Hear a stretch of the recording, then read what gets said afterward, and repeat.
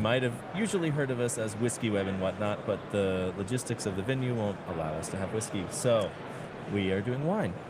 We have a special guest with us, Carlo. How's it going? Hi, Carlo Piana. Yeah.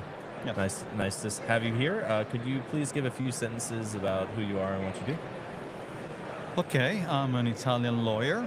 I'm an IT lawyer, so I've been practicing IT law for more than 30 years now, and I've been for roughly 25 years involved in open source. Okay. I've been the General Counsel of the Free Software Foundation in Europe for about 11, 12 years, and now I'm the chair of the board. I'm the former, for like about 25 minutes, the former chair of the board of the Open Source Initiative, and now I'm just a humble. And humble for a lawyer is a big word. Humble, humble board member and member of the Open Source AI Committee of the Open Source Initiative. Okay. That's it. Very cool. And where in Italy are you from?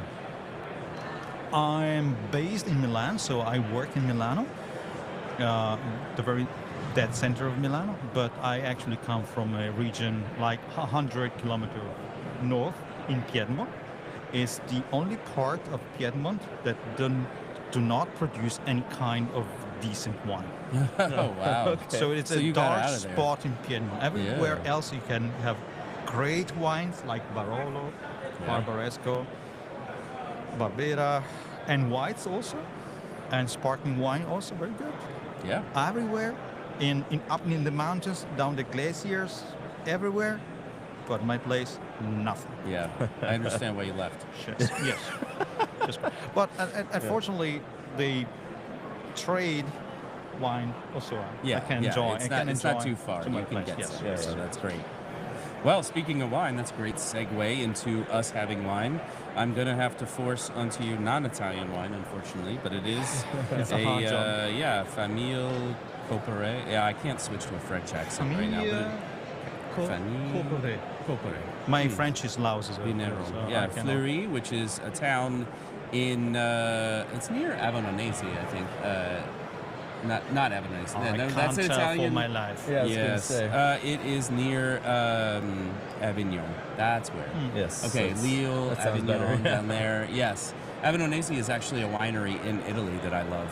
Yes. That's something else I love. Anyway, this is Gamay, is the grape, and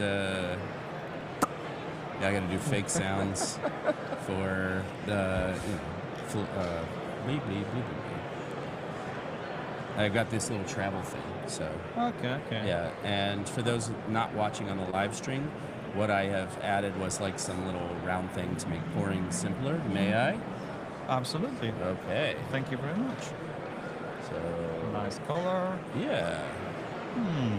I don't know. Gamay has been my jam recently, over like the last year or so, as one of many.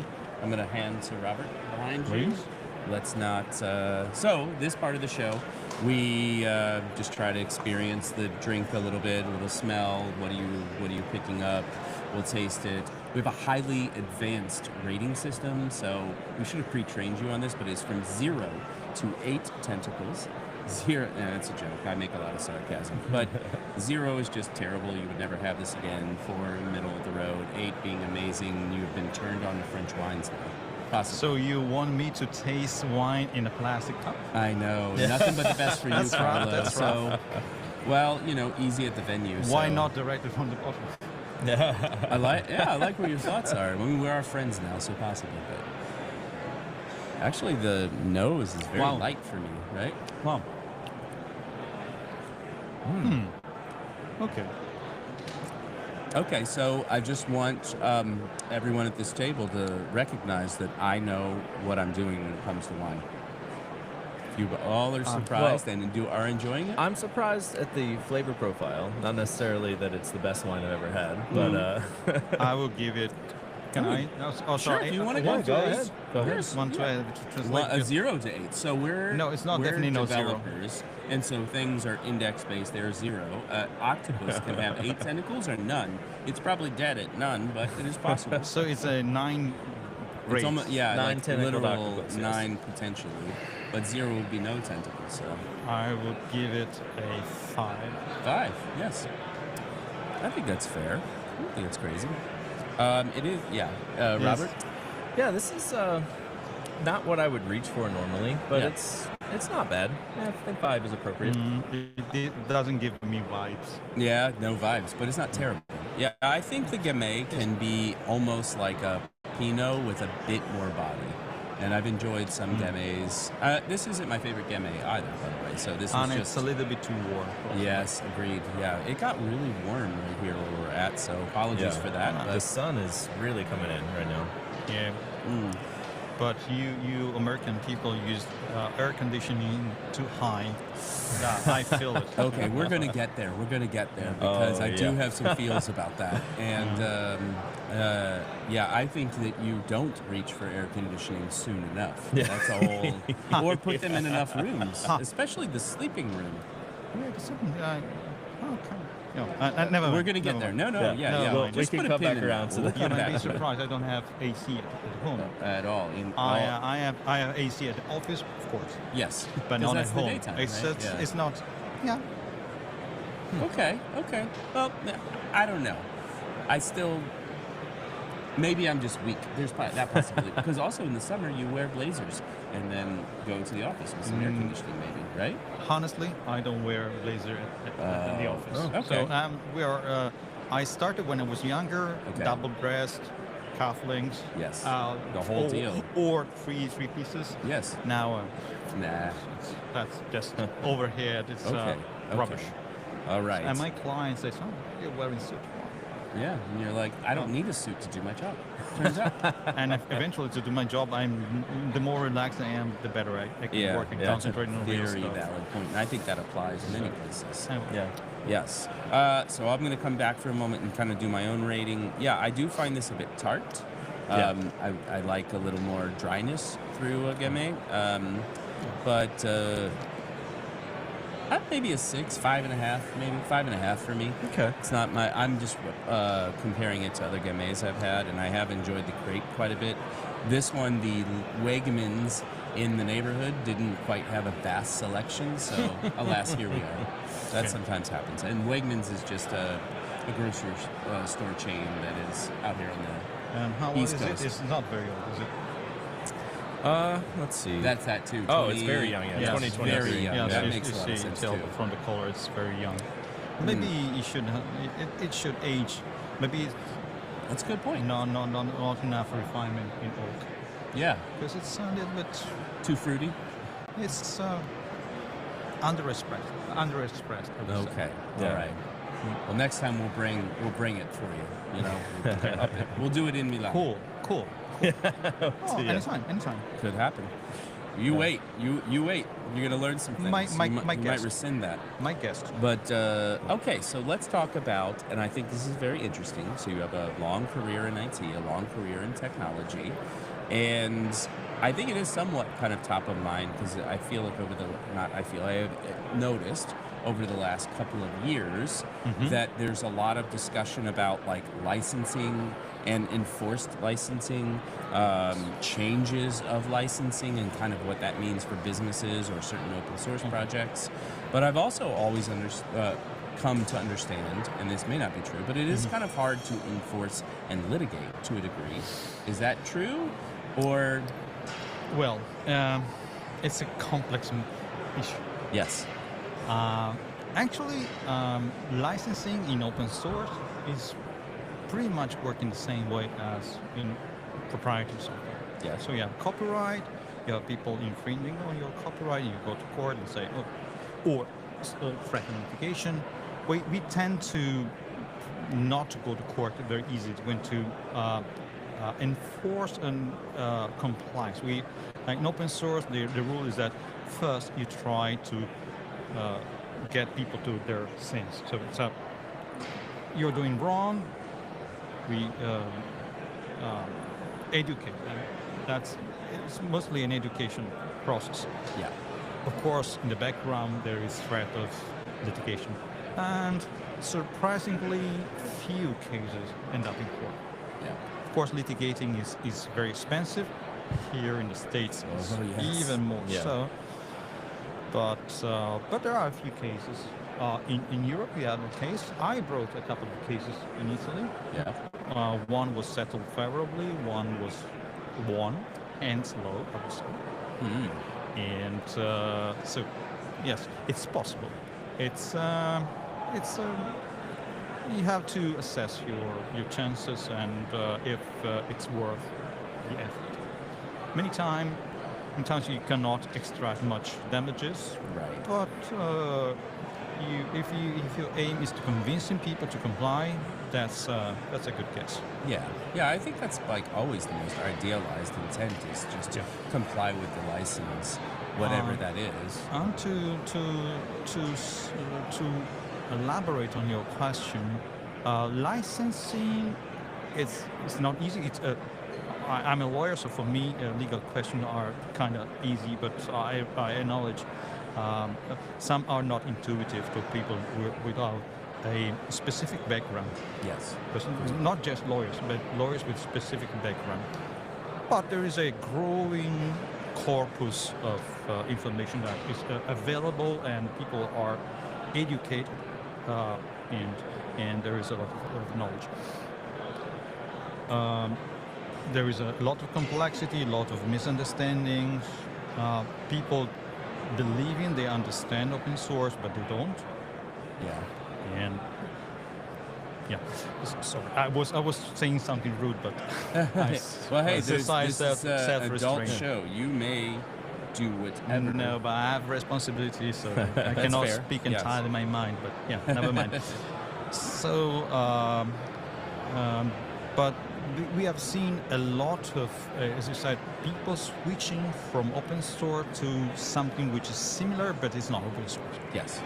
And claiming they are doing still open source, but they are not, because there is a definition, and the definition is very stable. And if you step outside, maybe you have your reasons. Maybe there are people free riding on your efforts. There are a lot of very understandable issues, but this is breaking open source. So we are trying as much as possible to convince these people that there is a way out of way to avoid exiting the open source. Because as soon as you are outside, you're like a pariah, and you are missing out.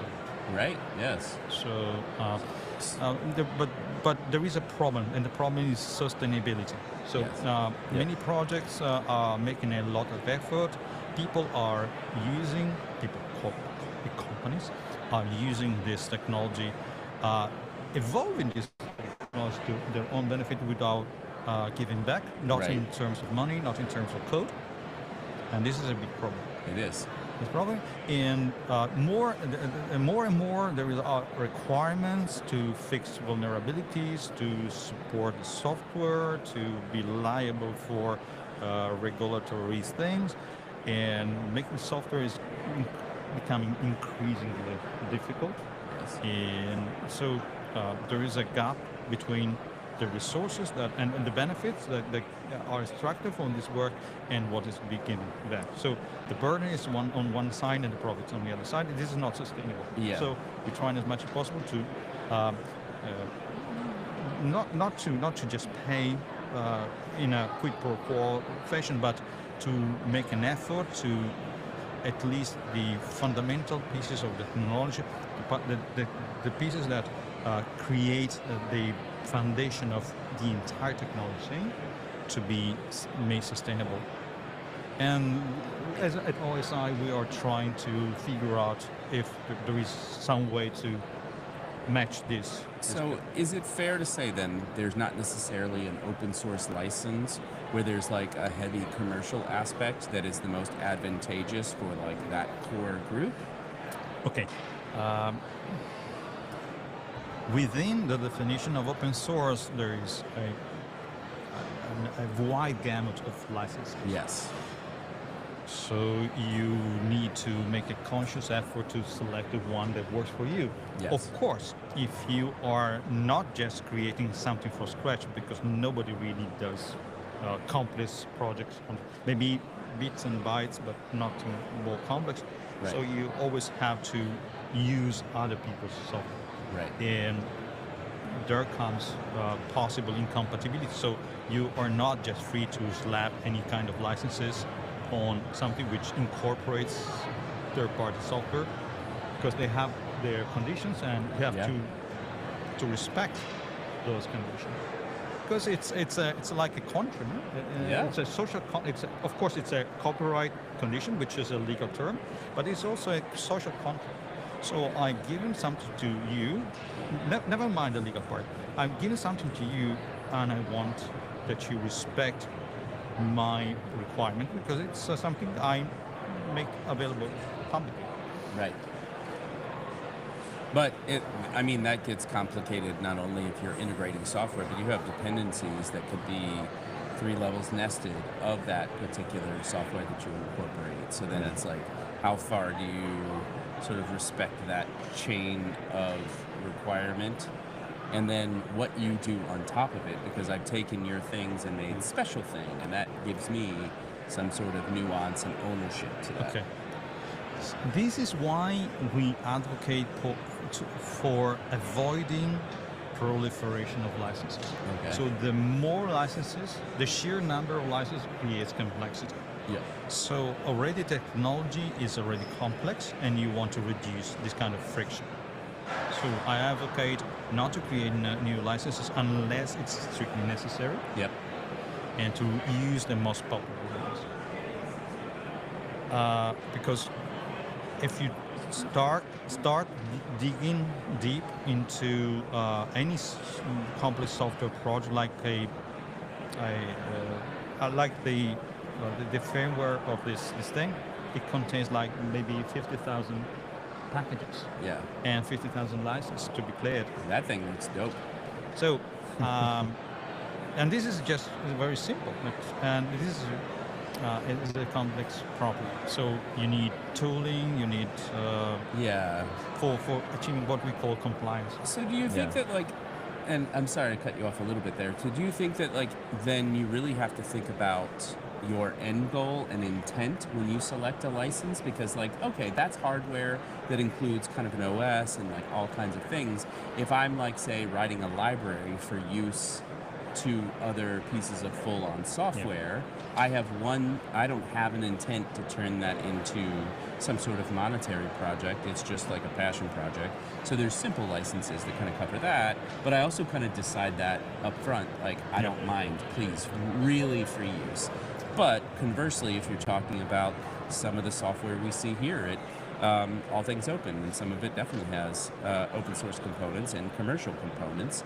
And so thinking about what they're, I'm trying not to name names, but I am thinking of folks who had open source licenses and had to sort of, and you referenced this, where competitors might be leveraging parts of their open source, where it's open and they're not contributing and they're using the thing. So now you start to shift into maybe open core, but then commercial aspects of your license. It's a fascinating, but it would require much Probably more time than we have. Way more wine. Let's keep it simple. So there are many reasons why you want to have open source released into the public. So you want to monetize, you want to raise your profile, you want to help others, you want to create a platform that you can later build upon. There's many reasons. And you want to lower and put and spread the effort into many. This is the reason why Linux is so successful. Right. So each and every of these must be matched to what is available in the licensing, incoming licensing, inbound. That's the word we use, and match it with the outbound. And also it depends on how you combine the technology. Right. So you can do a lot of things with organizing the software in a clever way. So that's and matching the business proposition with the licensing constraints. This is hard, not impossible. Yeah. So this is something I'm doing. So that's the part I'm advising people about. And One thing is which is not acceptable is bait and switch. Pretending to be open source, so gathering a community, gathering a following, and then switching to something else. Yeah. This is not acceptable because that is a waste of time, and basically it gives open source a bad name. Yeah, for sure. Well, So what about maybe for people are doing this for very legitimate purposes, and they are taking care of their own interest. I accept that, but there is a limit, and you can never cross that boundary. Otherwise, you cannot complain that people go after you, because people get annoyed very rapidly.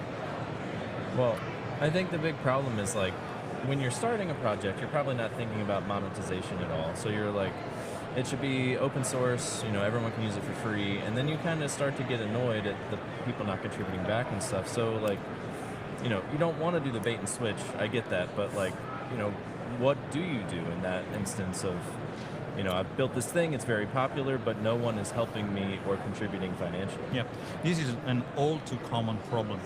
People are enthusiasts, so this is perfect. People are enthusiasts and they say, "Oh, everything is open source," and then there's the depression that they don't realize.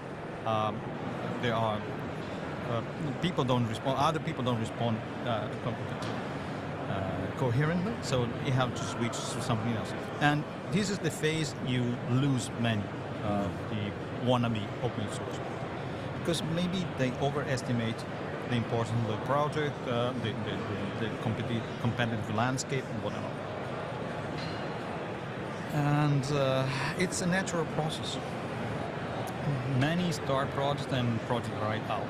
And maybe the beauty of open source is, as long as it's true open source, license-wise, is that many projects are picked up by something else. So it's interesting. Let's start from that. This is the freedom of fork, because sometimes people change their lives. So maybe it's a one single person project, very important, and this person changes profession, gets hired, and the project gets abandoned. And so that the possibility to pick up the job and to carry over, that's very important. Yeah, agreed. Like the ability to let the project not be completely pinned to the individual, right? That's the community aspect of it, and that's supposed to be part of the intent, is to have like a shared responsibility once you start to get that momentum. Does that mean, though, essentially, if you have those intents, that basically MIT licensing that's like the best one? Just pick that. It's easy. It's the best. I don't want to change. There is no best license. There is a coherent choice between your proposition and your goals and what you use. If you have a nail, you need a hammer. If you want to drill a hole, probably you would need a drill. Yes. But you have to select the right tool for the right job. Yes. And many people don't just go for a default choice, or because somebody else has done the same, or because they have heard this, or just because they copy paste some license. Yes. Wait, this is the part developers would never copy paste. We completely come up with things from scratch. No help. Every time. Okay. Every time. Okay. That's right. Okay. Yes. No. Right. Yeah. Like sometimes they don't think it through. Yes, people need to understand the consequences of their choices, and sometimes the best plan doesn't survive the battle. That's how things go. So you quote unquote bet on something, and you need to be ready to pivot. Yes. And sometimes people start with the best intention, and then the reality kicks in and say, "Oh, but I have to make a living out of it." So they have to make some decisions. Yes. And sometimes they say, "Okay, go open core," for instance, which is a loss. But the alternative is just to try up everything, and maybe it's even more. So we're not commending open core, because it requires to be a single vendor, so it's not a healthy situation overall. But sometimes it's better than nothing. Yeah. So this is not the official position of OSI. So it's a lawyer looking at the situation and saying, okay, this is the description of what happens. Yes. Not making any judgment on it. And that's okay. We're looking more for your individual kind of feedback and opinion anyway, and to get that kind of nuance versus like the company position. So, Yeah. yes. Yeah. I want to be conscious of your time. I do want to talk some about the open source AI definition stuff you guys talked about. I feared you would. We were not at the talk because we were doing some podcasting here. You were working. Yeah, turns out. Do you want to tell us a little bit about it and what it is? And You want more wine also? yeah. No. Okay. We have defined open source. Open source is a term of trade, and we have come up with a definition of open source. So open source is our thing. Yeah. Yes. And software is one thing, and AI is a different thing. But the two are coming together. I'm just And doing this more- for good luck. I can't only Yeah. pour for myself. It's just, yeah. More and more AI is going to be part of the technological stack. Yes. And already there are many projects that describe themselves as open source. So you need to draw a line where this is open source, this is not. Yeah. And since open source is a term that applied to software is a home turf of open source initiative, we decided that if we didn't that, somebody else would, or maybe or nobody or everybody. So it would be just a meaning nothing. Yeah. So we started this exercise, and we plan to do it a bit longer, but technology moved too quickly. So we had to come up with something which made sense per se, but which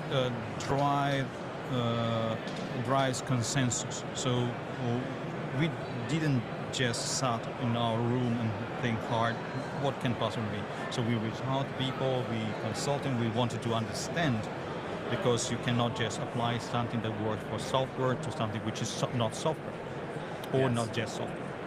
So in order to port something to some different domain, you have to understand what can work and what cannot work. So you have to go to the root of to the basic proposition and apply it to the new domain. So we wanted to have the same level of innovation, of ability of people to take something and transform into something else, to fork it, to say. Yeah. Not just using something and innovating on the top. This is one kind of innovation, it's Yeah. very good, Yeah.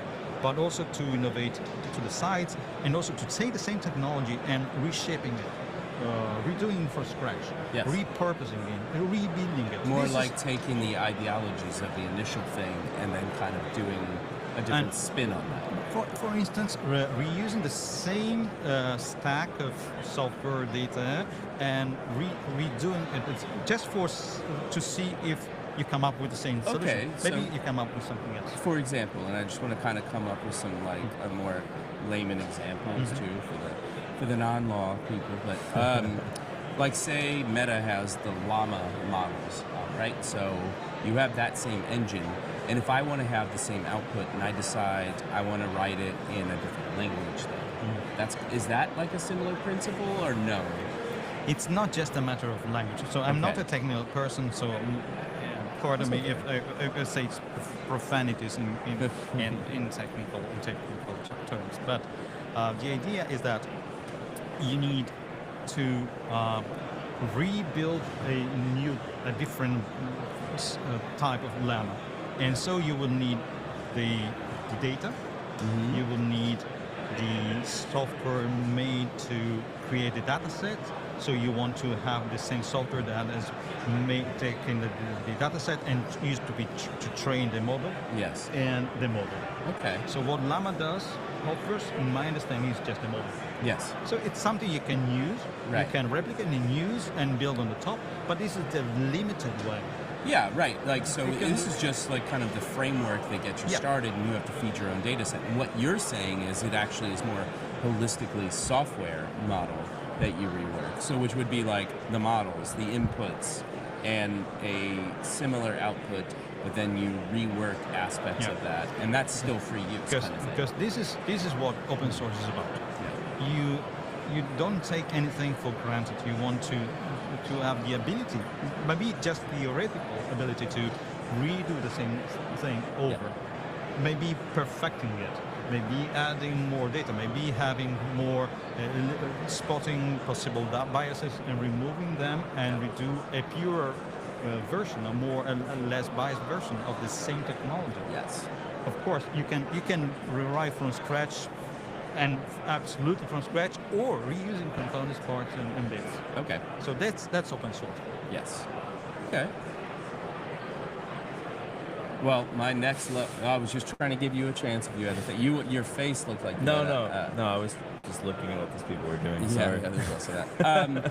Okay, so like I want to, since AI comes up, and I am very interested in this other aspect of like, so software developers, you know, we have this like tangential kind of like, is it coming for us in a way?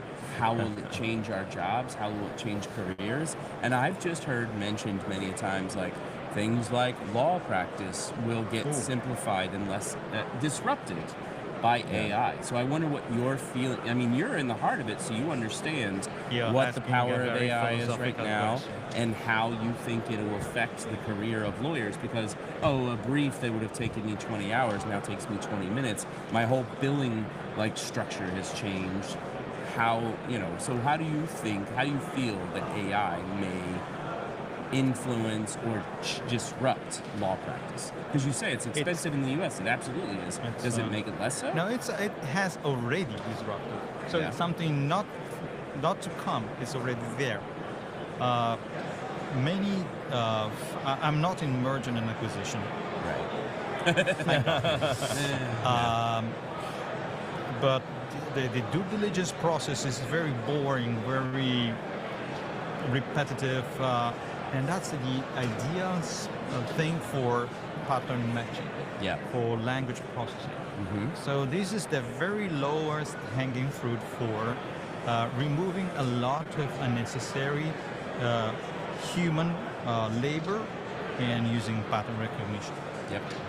So that simplifies a lot. Of course you have false negatives, of course you have false positives, but I assure you, working with lawyers, you would have maybe even worse outcomes. So it's something happening now. And a lot of legal research can be delegated to AI. It's pattern recognition. Yes. It's finding. So there are nuances. So the lawyer has many other jobs. So like farming. Farming used to be very labor intensive. Now it's very mechanical. So, and you do you understand the market, you select products, so everything's changing, and you have to. So you can. It's something that is happening. There's no way back. So you have to govern and to reduce the friction and reduce the most disruptive happenings. But it's something that is going to it's going to change. It's already changing the legal profession. As much as it's changing the software developers.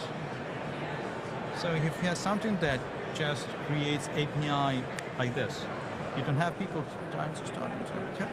You have to check, because it's leaving it to, from my very lousy programming experience, if you leave it to Copilot, or ChatGPT even, you will find something that looks like it was working, but if you pay close attention, it doesn't. So there's it gets you started. It's like a template that you still need to massage and it'll tell you it works. You're like, I got it. This is what you wanted. And you come back and you're like, actually, I got this error. And then it's like, oh, I'm sorry, you're right. I didn't account for it. Blah blah blah. So and then there's iterations. We all become managers of computers.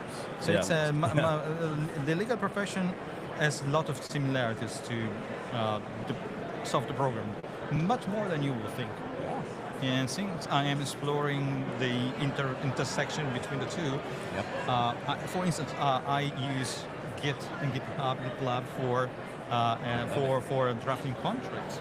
Oh, yeah, So right. for Version edition, control, right? I think it's so natural, and so people and lawyers have a mindset that no way, but it's incredibly useful, and it's much better than just changing words, red gosh. line, or even words using. Sorry, I don't want to speak ill of any company, like Google Docs.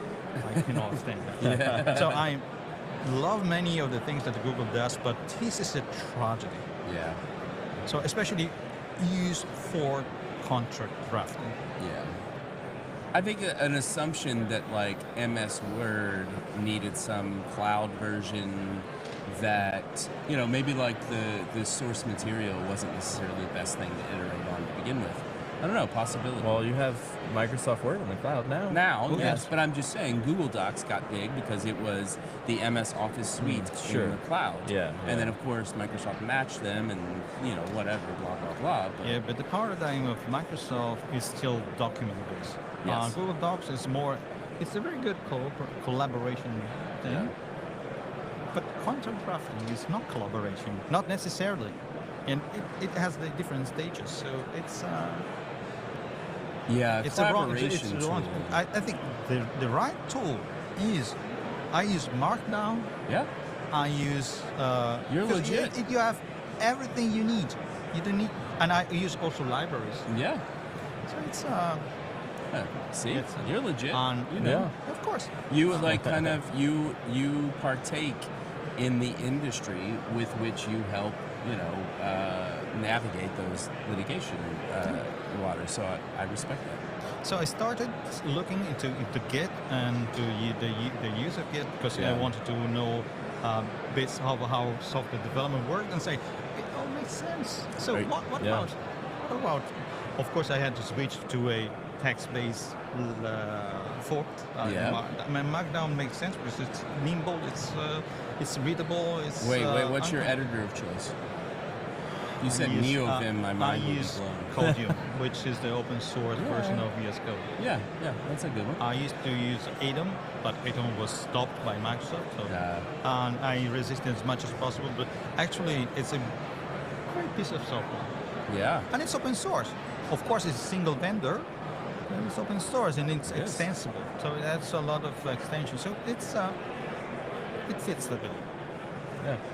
And of Very course, I cool. cannot use for many reasons. I don't want to use the proprietary version, the VS Code, for Right. many reasons. Yep. But Codium is it's okay for me. That's fair. Now I've got a really important question. So, as a resident of Milano, Yes. Inter or Milan? Neither. You don't watch football. No, Calcio. no. Initially, it's impossible not to watch calcio. Right. I grew in a Juventus family, so my Right. I forgot where you're from. So. my entire family, mother, father, mother-in-law, father-in-law, everybody was Juventus. Yeah. And I started, and I used to be a referee. Oh. Yes, yeah. What? Decent level. Okay. I respect. Tops in the regionals. Yeah, I like it. But I grew disgusted by many of the bad things, so I cannot watch I see. much of it. Yeah. Sometimes, but yeah. But I respect those into it. So, if you ask me who's leading the championship, I don't You don't know. You don't know who's at the top of the know. Serie A. I'm more into I can tell you who won the Scudetto last year. Inter. Yes. Yes. That's my Italian team. So yeah, the first match I ever saw in Europe live was at the San Siro, and it was Inter and Fiorentina, something like that. Jose Mourinho was there. I was like, yes. Okay. Great But time. my sport is motorbiking. Oh, okay. I'm a You- decent motorbiker Yes. myself. That's dangerous. I stopped doing that when I had kids. I was like, What you drive? now? What do I drive? you used to drive. Yeah, I would mostly ride like cruisers and stuff. So. Oh, No Ducati for me, no Moto Guzzi. But maybe when I I'm drive a moving Honda. to Italy next summer with my family, around Como. Oh, in that's Como. that's that's yeah, that's Yeah, Chernobyl is where we want to go. But it's good kinda choice. close. Yeah. Actually, I'm from the other lakes, from Lago Maggiore. Yeah. So Yeah. it's Nice. my- Beautiful area. But my motorbiking, I picked up, like 15 years ago, I picked up track day riding. So I'm pretty serious now. Nice. That's awesome. Well, when I get over there, maybe I'll hit you up and you can take me down that path. I can give you some advice. Yes. That's all it takes. Just don't die. That's my only wife. My wife's only Don't advice die is don't die. is a Pretty important. It's a good one. Yeah. yes. Yeah. It's kind of rather almost to the top of Yeah. The number one goal: don't Yeah. die. And then from there, That's a race goal and in have most fun. things, actually. I do Yeah. like to go fast, so I've done but sports my cars advice- a long time. But top advice: if you want to go fast, go to the track. Yes. Because that's Yeah. 100%. where you're. It's Controlled. dangerous. It's dangerous, but still you can figure out, and it's a control risk. Yeah. What do you have? What's your bike? I have for the track. I have a Honda CBR 600. Nice. It's particularly Tuned and yeah, everything. tuned. Yeah. Nice. And I have a now getting old Kawasaki 1004. Oh, okay. for- Yeah, for- I had a for the road. Kawasaki Drifter that looked like the old Indian Scouts or Okay. Indian Yes, Chiefs or whatever. It had yeah. like the plastic fender in the front and stuff. So it was Yeah. an 850. It's decent. Mine is a sport tourer, so it's a good balance between. Yeah, like multi-sport kind of. Yeah, those are nice. Very cool. Yeah. Yeah. All right. I mean, I know you have to get going for a flight, so yeah. Before we end, is there anything you want to plug? Anything you want people to go check out? No, I'm so happy to have had a conversation with you Yeah. in front of a reasonably Okay, good. bottle of wine. We yeah. can do better next time. There are We'll be worse all right. wines, for Yes. sure. Yeah. It's Thank fair. you. You can be honest. Yeah.